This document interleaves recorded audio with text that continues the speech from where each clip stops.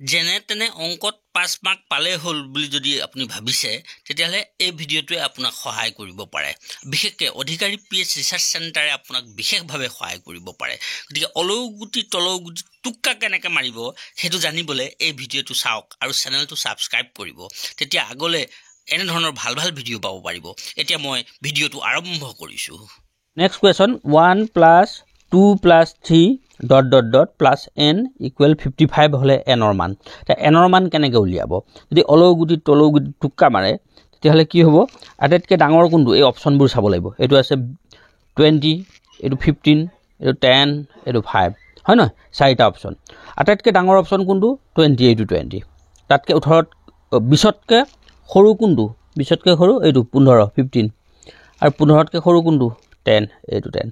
অৰ্থাৎ এই ডাঙৰৰ পৰা সৰুলৈ 3 নম্বৰ। এই সৰু 3 নম্বৰ সৰুটো হ'ব ইয়াৰ প্ৰপাৰ এনসাৰ। এইটো চক এইটো 10 হৈছে। মানে এইটো ট্ৰিকবোৰ সাৰ্বজনীন নহয়। সকলোতে ট্ৰিক নকৰিব। যিটো নোৱাৰা কোৱেশ্যন থাকিব সেইটোহে এইটো ট্ৰিক কৰিব পাৰে। নেক্সট, কোনো এটা ধনাত্মক সংখ্যা আৰু তাৰ বৰ্গৰ যোগফল 380 হলে সংখ্যাটো হ'ব।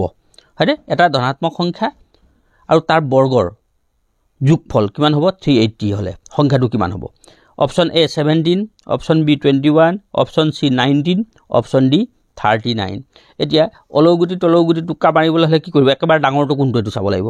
এই চাৰিটাৰ ভিতৰত ডাঙৰ কোনটো? চাৰিটা আটাইতকৈ ডাঙৰ হৈছে 39, হয়নে?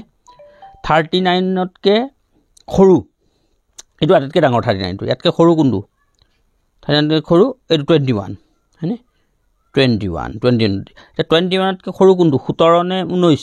19, নাই এইটো 19, এইটো 1 2 3। ডাঙৰৰ পৰা সৰুলৈ 3 নম্বৰ, এইটো 19, এইটো 19। এইটো হ'ল ইয়াৰ প্ৰপাৰ এনসাৰ। এইটো হ'ল অলৌগুটি তলৌগুটি টুক্কা, maths super tricks. Maths super tricks কৰিবলৈ গ'লে ট্ৰিকবোৰ সাৰ্বজনীন নহয়। যে সকলোতে এইটো ট্ৰিক নকৰিব।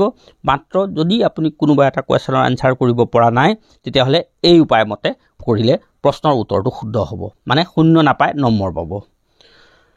নেক্সট কুৱেশ্যন, কোনো এজন প্ৰাৰ্থীয়ে 71% ভোট পাই নিৰ্বাচনত 756টা মানে 756টা ভোটত জয়ী হ'ল। প্ৰাৰ্থীৰ সংখ্যা 2জন হ'লে মুঠ ভোটৰ সংখ্যা। মানে এজন প্ৰাৰ্থীয়ে কিমান পাৰ্চেণ্ট ভোট পালে? 71% ভোট পালে। পাই তেওঁ কিমানটা ভোটত জয়ী হ'ল? 756টা, 756টা ভোটত জয়ী হ'ল। প্ৰাৰ্থীৰ সংখ্যা কিমান? 2জন হ'লে মুঠ ভোটৰ সংখ্যা কিমান? এইটো মই আগতে যিটো কৈছোঁ এইটো ডাঙৰৰ পৰা সৰুলে 3 নম্বৰ। এতিয়া আটাইতকৈ ডাঙৰ এইটো 1800, এইটো 1400, এইটো 2000, এইটো 3000, হয় নহয়? আটাইতকৈ ডাঙৰ কিমান? 3000। এইটো আটাইতকৈ ডাঙৰ 3000। তাতকৈ সৰু কোনটো? 2000। 2000ত সৰু কোনটো? এইটো 1800, এইটো 1800, 3 নম্বৰ। ডাঙৰৰ পৰা সৰুলে 3 নম্বৰ 1800, এইটো 1800টা মুঠ ভোটৰ সংখ্যা 18। এইটো আকৌ কৈছোঁ ট্ৰিকবোৰ সাৰ্বজনীন নহয়। এইটো কেৱল আপুনি পৰীক্ষাত যিটো কুৱেশ্যনৰ উত্তৰ আপুনি কৰিব নোৱাৰে সেইটোতহে এই ট্ৰিকটো কৰিব লাগিব। নহ'লে সকলোতে যদি এইটো ট্ৰিক কৰে তেতিয়া কিন্তু দিগদাৰ হ'ব দেই। সেইটো কৈছোঁ অকল নোৱাৰাটোতহে কৰিব, তেতিয়া আপোনাৰ এই প্ৰশ্নৰ উত্তৰটো শুদ্ধ হ'ব।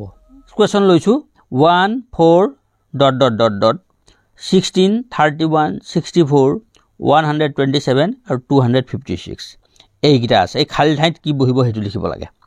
1 তাৰপৰা 4 এইফালে নাই, তাৰপৰা 16 31 64 127 256 এইখিনি সংখ্যা দিয়া আছে। এই খালী ঠাইত কি বহিব? এই কণত অপশ্যনবোৰ চাওঁ আহক। 1 নম্বৰ অপশ্যন কি আছে? 31। তাৰ নেক্সটটো আছে কি? 16।